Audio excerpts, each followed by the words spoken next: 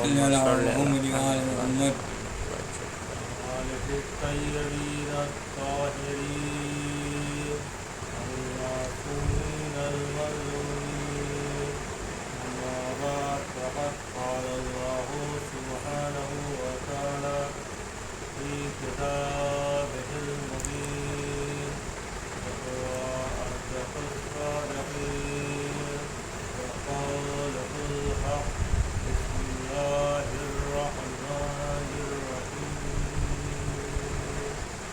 إنا أعطيناك الكوثر فصل لربك وانحر إن شانئك هو الأبتر.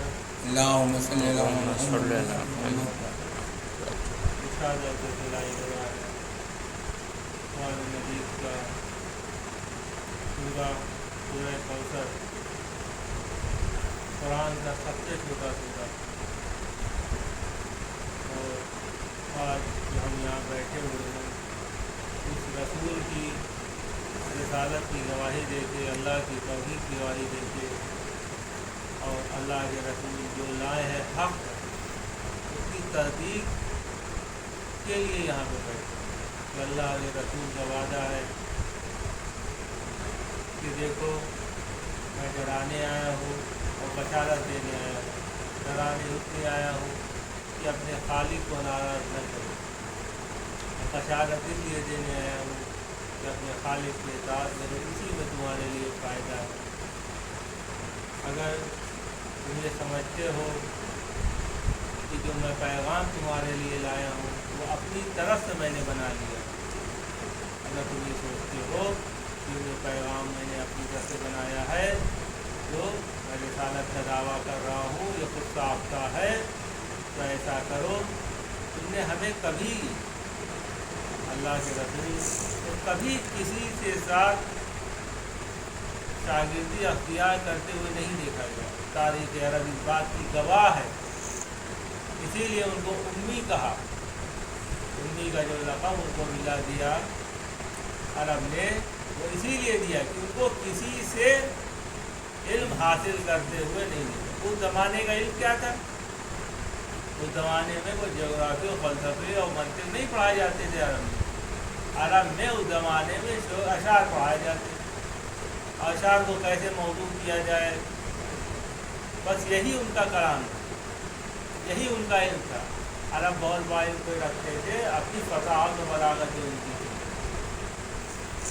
جس پر وہ فخر کرتے تھے، اپنے کو عرب کہتے تھے. یعنی جو بیانوں کا سلیقہ ان کو آتا ہے ان کی زبان میں ہے. دوسرے کو گونگا کہتے تھے، یعنی دوسرا شخص ہمارے اعلیٰ کسی اور زبان میں صلاحیت نہیں ہے کہ اپنے دل کے افکار، دل کے خیالات یا ذہنی افکارات کو لفظوں میں سجا کے پیش کر سکے. یہ صرف ہم کر سکتے ہیں، باقی گونگے ہیں. یعنی وہ زبان کے انسان گونگا کسے کہتے ہیں؟ نہ زبان کی فکر کو وہ الفاظوں میں بیان کر سکے، نہ دل کے جذبات کو الفاظوں میں بیان کر سکے. دل میں کوئی بلبلہ ہے، احساس ہے، جذبات ہے، اس کو زبان سے انسان بیان نہیں کر سکتا، تو اسے گونگا کہا جاتا ہے. یا دماغی افکار کو، اس کے فکر و ذہن میں جو چل رہا ہے اس کو بیان کرنا ہے، اس کو منتقل کرنا ہے، اس کا جو ذریعہ ہوتی ہے زبان ہوتی ہے. اگر انسان گونگا انسان کیسے بیان کرے؟ تو عرب کو اس میں اپنے ناز تھا. تو اللہ کے رسول نے دعویٰ پیش کیا کہ دیکھو اگر تم نے کسی کے سامنے، تم بڑے بڑے اساتذہ عرب بیٹھے تھے، بڑے بڑے شعراء بیٹھے تھے، سب اپنا دعویٰ کرتے تھے، اپنی فخر جس پر انہیں اپنی زبان پہ ناز تھا، اپنی فصاحت و بلاغت پہ ناز تھا. اگر تم سوچتے ہو کہ میرے جیسا انسان جس نے کبھی بظاہر تو محمد کو رسول سمجھ ہی نہیں رہے تھے، بظاہر تو محمد کو اللہ کا رسول نہیں سمجھ رہے تھے، نہ نورانی سمجھ رہے، ایک اپنی طرح کا انسان جو سمجھ رہے تھے.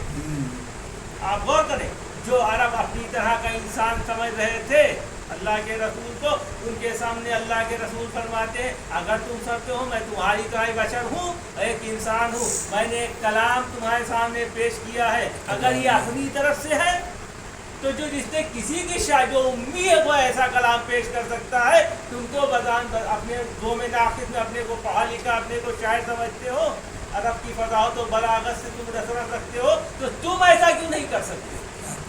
شک جب میرے جیسا امی ایسا کلام پیش کر سکتا ہے تو بتاؤ تم کیوں نہیں کر سکتے؟ تم تو بتا دیا اولا اس بات کیا حقدار ہوگی کہ جب میرے جیسا امی ہے جس نے کبھی کسی نے شاگرد تیار نہیں کی یا کسی نے زانو ادب طے کیا، پوری عرب کی تاریخ گواہ ہے، وہ شخص اگر کھڑا ہو کے کہتا ہے دعویٰ کرتا، اگر تم سمجھ رہے ہو کہ میرے جیسا امی شخص ایسا کلام پیش کر سکتا ہے، تمہارے لیے تو بہت آسان ہے۔ قرآن نے دعویٰ کیا، اگر پورے قرآن کی بات نہیں کر رہے خالی ایک سورے کا جواب لے آؤ، کیا کہنا ہوا، بے یہ شک مختصر سا سورہ 3 آیات پہ 4 آیات، اگر لیکن سارا عرب جمع ہو گیا، کہا تو لیس کلام البشر۔ واہ، اب یہی سے آپ سوچے جو لوگ اپنے جیسا سمجھ رہے تھے رسول کو، اب غور کریں، جو لوگ اپنے جیسا رسول کے، اگر تمہاری طرح بشر ہوں تو آؤ ایک کلام تم بھی پیش کرو، بے شک، یعنی عرب نے بھی اس بات کہنی ہے بشر کا کلام نہیں ہے، تو ان کی عقلوں پہ حیرت ہوتی ہے جو رسول کو اپنے جیسا کہتے ہیں۔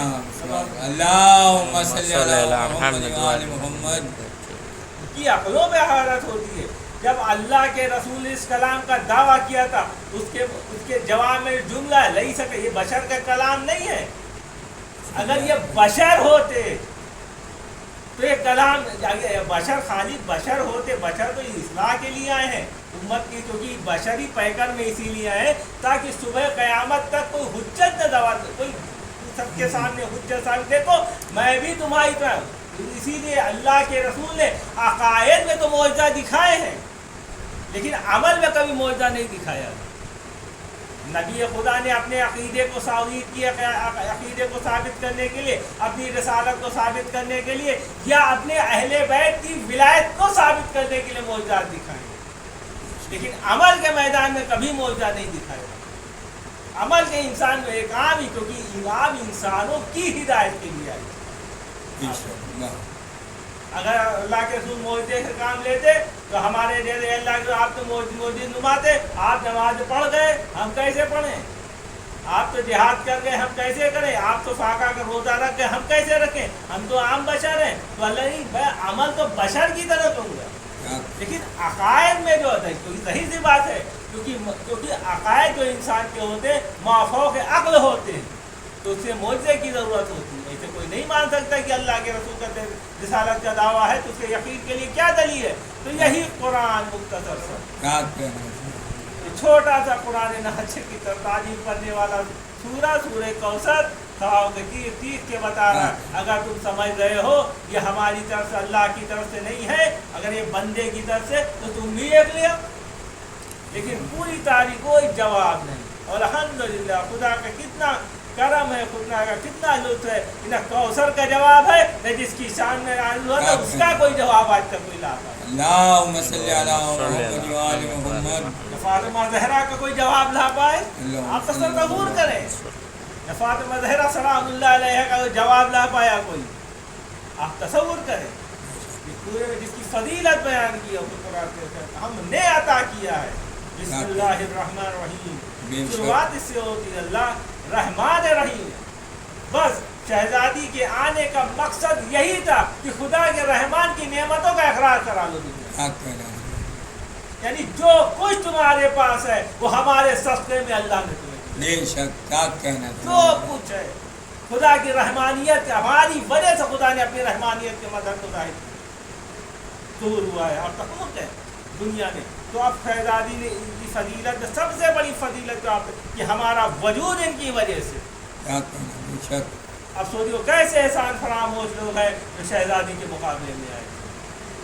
پر شہزادہ کی نسبت فاطمہ زہرا سلام اللہ علیہ، اللہم صلی علی محمد و آل محمد، ان کا وعدہ ہے، انہیں حسین سے اتنی محبت ہے، اتنی محبت ہے جتنی انسان تصور نہیں کر سکتا۔ آپ کو حسین کا رونا گوارا نہیں تھا، فاطمہ تاریخ بتاتی ہے حسین کا رونا فاطمہ کو گوارا نہیں، اسی حسین کو رلا رلا کے قتل کیا گیا۔ اللہ حسین کو،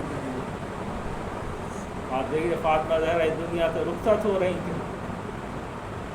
تو مولا کائنات غسل دے کے کفن بنا کے جب آ کے رخصت کے لیے سب کو بلاتے ہیں تو سب رخصت ہو جانے. حسین ایک گوچے میں کھڑے ہو کر دے اماں یہ طریقہ تو نہیں ہے, ہمیشہ مجھے آپ بڑھ کے گلے سے لگاتی تھی, یہ آج کیا ہو گیا کہ حسین کھڑا ہے آپ بڑھ کے گلے سے نہیں لگا رہی ہیں. اب حسین آگے آتے ہیں, ماں کے قدموں سے لپٹ جاتے ہیں, آنکھوں کو تلووں سے مس کرتے ہیں, پھر کہتے ہیں اماں کیا ہو گیا ہے, آپ ہمیں کلیجے سے نہیں لگا رہی ہیں.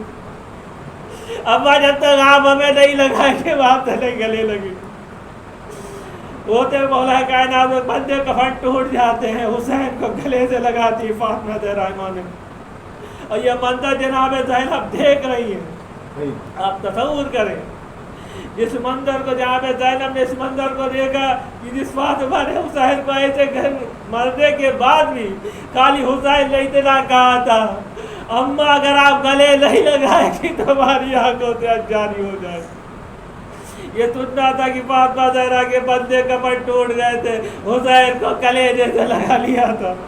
یہی زینب کربلا کے میدان میں کھڑے ہوئی, عجیب غربت کا عالم ہے کہ حسین کی لاش پامال ہونے والی ہے, کوئی نہیں کہنے والا ہے یہ فاطمہ کا بیٹا ہے, یہ رسول کا بیٹا ہے, یہ علی کا بیٹا ہے. ہاں بہن دیکھتی رہی حسین پامال ہو گئے. ارے یہ کہتی غربت تھی زینب کی کہ ہم دیکھتی رہی, کبھی بیٹی کو دیکھتی تھی کبھی بیٹے کو دیکھتی تھی, اور گھوڑوں کو پسلیوں کو جب چٹکنے کی آواز آتی تھی تو وہ تڑپ کے اپنا اپنے سر سے تڑپ کر اپنا سر گھوڑوں کی ٹاپوں کے آگے کرتی تھی. ارے یہ دردناک منظر تھا. یہ آدمی جب امام وقت ہوتے تو فریاد کرتے ارے سلام ہو اس پر جسے اس طرح سے پامال کیا گیا.